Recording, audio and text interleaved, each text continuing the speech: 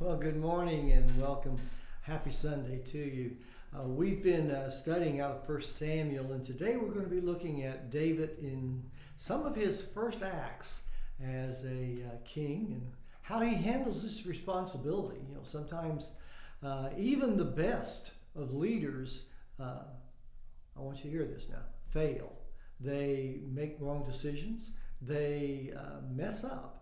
And we don't necessarily always hear about it, but we're going to hear about what David came just about this close in making a very wrong decision.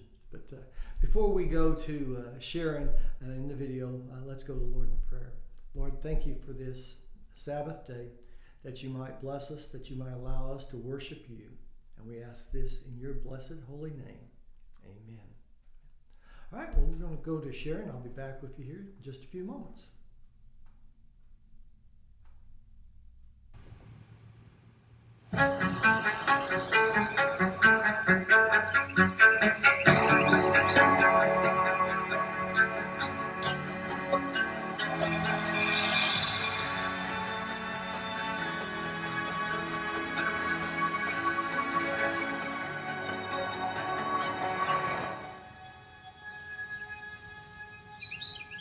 We are now nearing the end of our study together, and one of the main themes we have looked at in 1 Samuel is that of leadership.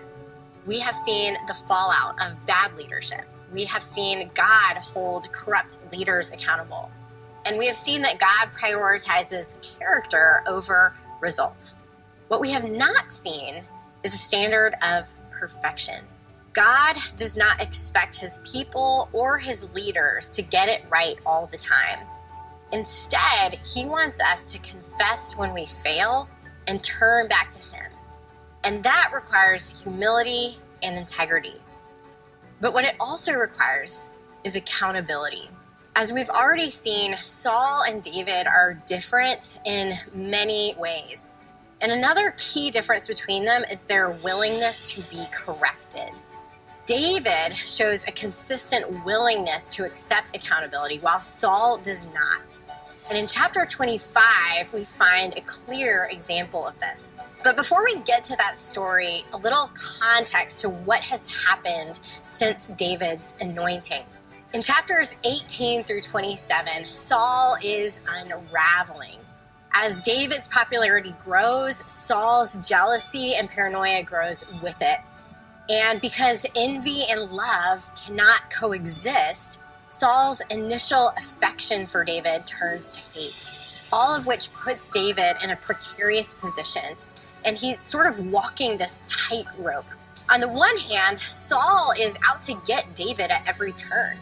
In chapter 18, Saul tries to kill him while he is playing the lyre. And in chapter 19, Saul orders Jonathan to kill David, but instead, Jonathan allows David to escape. David then spends years on the run from Saul and literally is hiding in caves. It's during this time, in fact, that David pens many of the Psalms.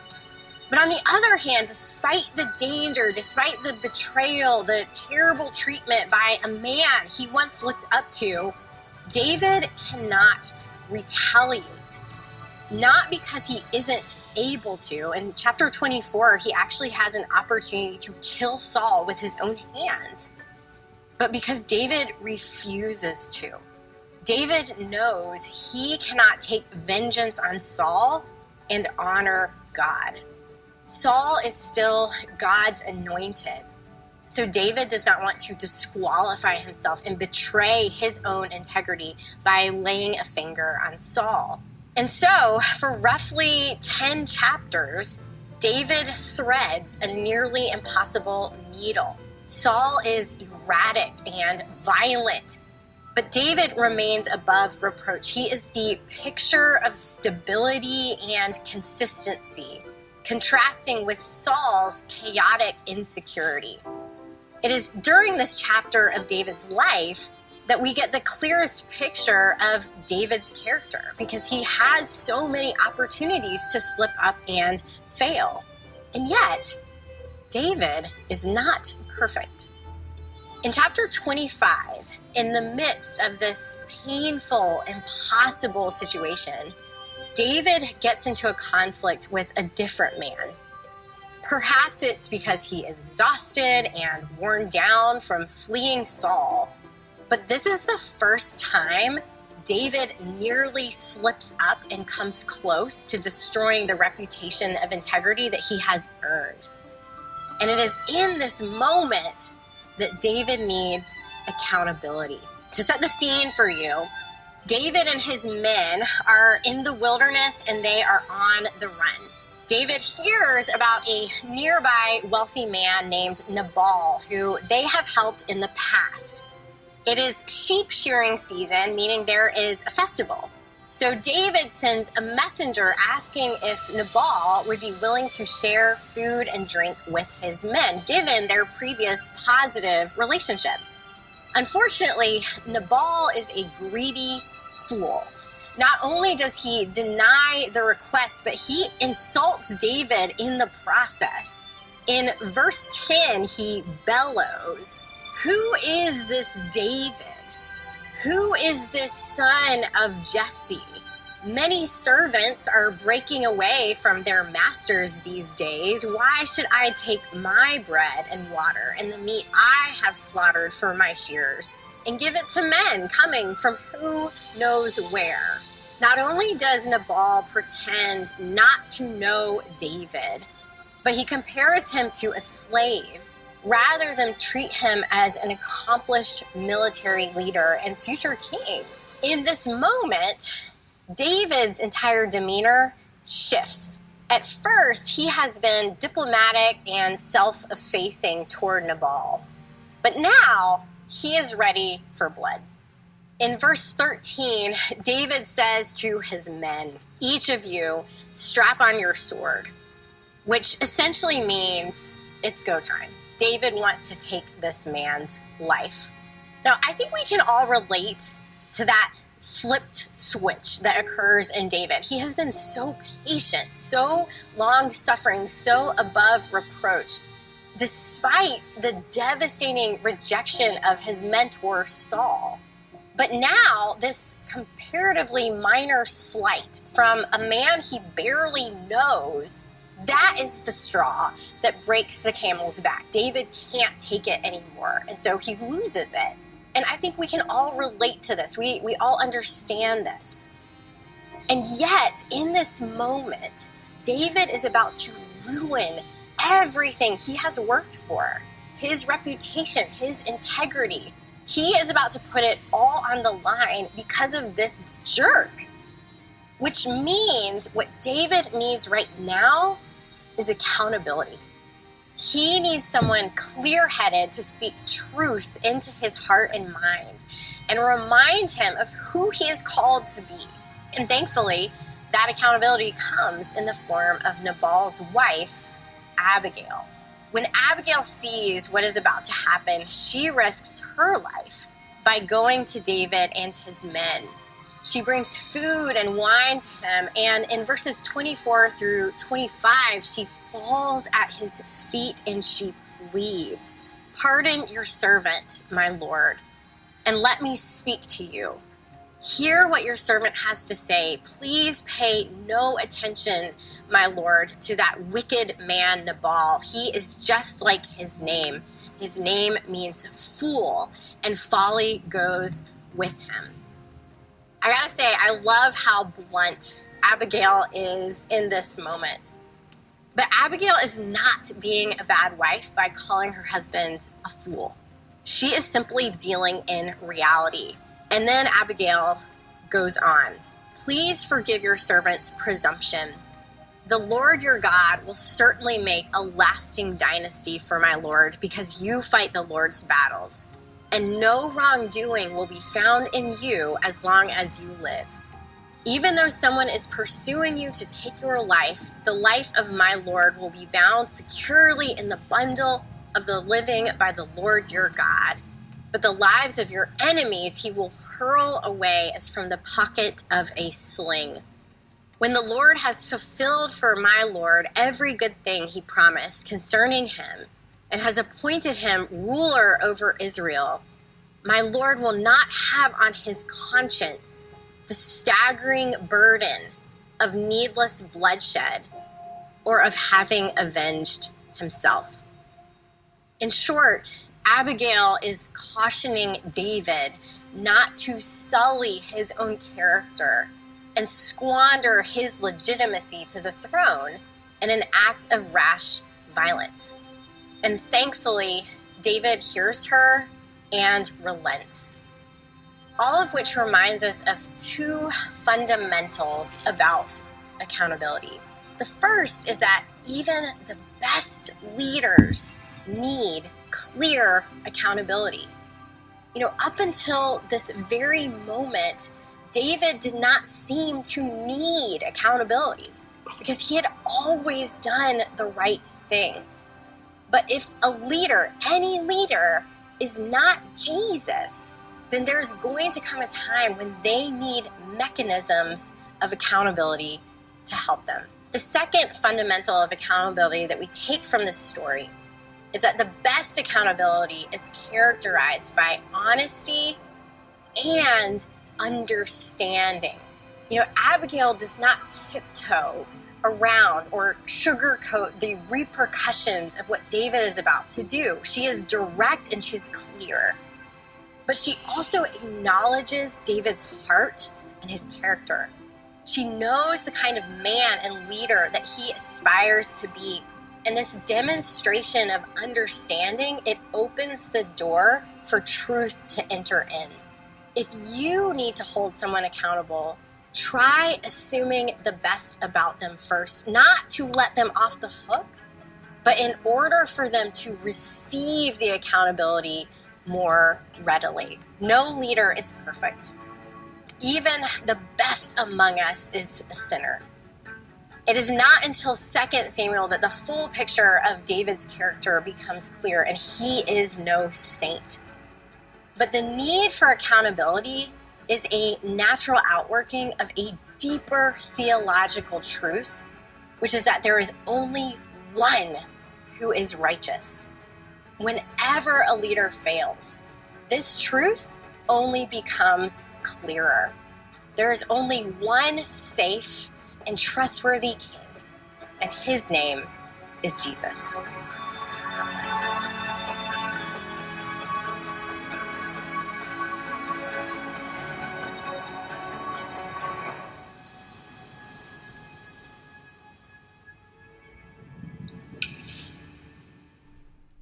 Okay, so let's take a look at this. In chapter 25, David is dealing with Nabal, and I want to try to put this in perspective because sometimes, well, a lot of the times, the customs back then are nothing like the custom that we have today. I mean, if someone knocked on your door, or they sent some of their helpers or whatever ahead of time to your house, and they said, listen, you know what, I've got this crew of workers, and there's about 25 of them or so. We would like to come over and be able to eat. We're traveling and we just don't have any place that we can be able to go. Would you be able to feed us? And it's like, whoa, I never had anybody do that to me before. Well, that wasn't uncommon back then during Jesus's day. And also the hospitality that a person was supposed to show someone that was in need is totally different than what is now as far as what is expected. No matter what number of people would come to a family or whatever else and ask for help, you were to feed them. Now, of course, you shared with them whatever you had. If you didn't have it, you couldn't give it. But that's why David is so upset about this request, is that was just a common hospitality courtesy, that when someone asked for help to feed their travelers or whatever, you just did it. Well, here you got this really wealthy person, Nabal, that wouldn't even miss, being able to feed David's soldiers. But you also got this situation. David's not just asking for a favor like, please feed us. He had been with his army out there protecting the shepherds that were overseeing this huge flock of sheep that Nabal had. And so that was out of, courtesy of, he didn't charge him to do that, but while his army was there, they protected his people. And nothing happened to any of his shepherds, it says in the Bible. So this is what David's asking, is just out of, the common courtesy of hospitality. And I think it's interesting how that, in all of our, great wisdom here in the 20th century on how we do things, how 21st century, how in the world did we miss something as important as trying to be able to show hospitality, having that to be such a high priority in our lives? We lost that somewhere along the ages, and you can see that how important it was back during Jesus's day. But let's go and look at this a little bit on, not only did Nabal turn David down, and it made David upset that he wasn't going to be able to feed his people. I think it goes a little bit deeper than that, why David decided to be so alarmed and then he was just going to grab his swords and go take care of these people. In chapter 25, verse 10, it reads this. It says, Nabal answered David's servants. Now, that's when the servants had asked for the food, okay? And it says, who is this David? Who is this son of Jesse? Many servants are breaking away from their masters these days. Why should I take my bread and water and the meat I have slaughtered for my shearers and give it to men coming from who knows where? Well, I want to look at this one particular word that Nabal is calling King. You have to understand this. King David. It says many servants are breaking away from their masters these days. He's comparing that, I don't know this David. Maybe he's just a servant that got rid of his master and now is out on his own. Can you imagine the impact that would have? That was a total insult to David. Now, he's just now started his ruling, and he's feeling his way around, but at the same time, this incensed him to the point that he told his 400 soldiers, go grab the swords. We're going to go take care of business, and we're going to go pay Nabal a visit. And David had set this in place. I mean, if you're going to tell 400 men to get ready to fight, he had to do a little bit of prep. I mean, this is already going in place. And guess who steps in? Yeah, Nabal's wife, Abigail, who seems to have a lot more wisdom than this irate, short-tempered, she called him a lot of names, I think, foolish husband of hers.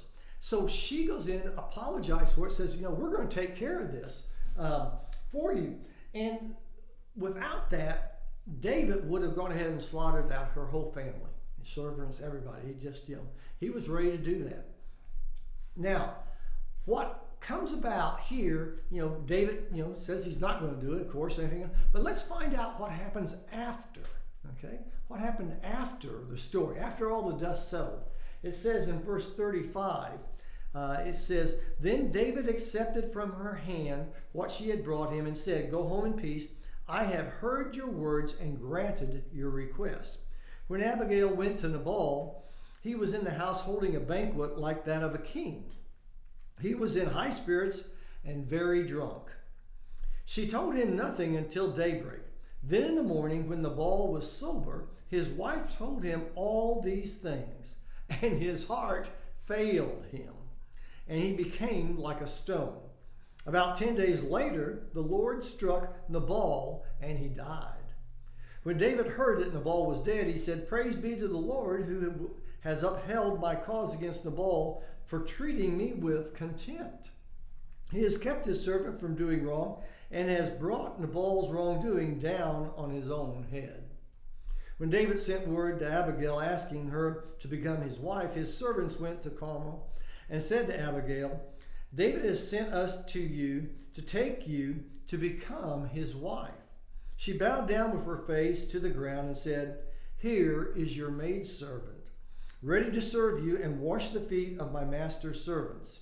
Abigail quickly got on a donkey and attended by her 5 maids, went to David's messengers and became his wife. Well, isn't that a happily ever after story? Do you think Abigail had any idea on that day that she heard what was going to happen when David was rejected his request? Do you think she had any idea that, down the line her husband was going to be struck down by the Lord, that David, who was king, is then going to ask her to become his wife? All of that fell into place because Abigail struck out on her own, which, this is a woman back during Jesus' day. They're not supposed to have any type of authority or looked upon as having any type of responsibility in the administration of anything concerning people or money or whatever else. And look what she did. She took all that food, gave it to David, and overruled her husband. And God saw that what she did was right. Now, also, it kept David from actually committing what would have been, I feel like, a sin, because he had no right to try to be able to go off the handle and just be able to go slay someone that turned him down for something. Well, yeah, he probably was do it, but he was not thinking as wisely as he should be doing as a king. So, each of our days, we don't know what's in store for us. We wake up in the morning, the alarm goes off, and we put our clothes on and we take off and we go, and we have no idea what we may be encountering.